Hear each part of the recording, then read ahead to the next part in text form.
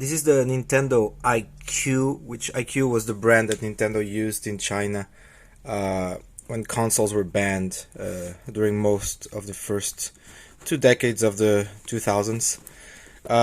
This is pretty damaged box, but it's actually still sealed. This is the seal. So inside there's the iQue, which is basically a Nintendo 64, but with completely different hardware. This is the back. There's a few games here that would come out for the console in China.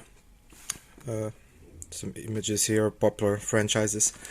But the console itself was basically this controller which you would connect directly to the TV and then you'd play. This came out in 2003, so this was already when the GameCube was out in the rest of the world.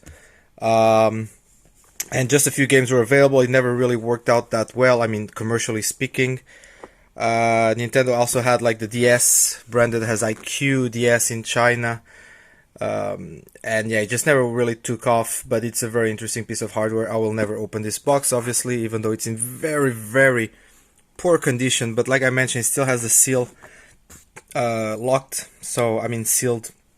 So yeah, Nintendo. So it's the real deal. Only in China, very rare, very expensive. If you want to find it outside of China, I believe this goes for around depends, but anywhere between $500 and $900 on eBay.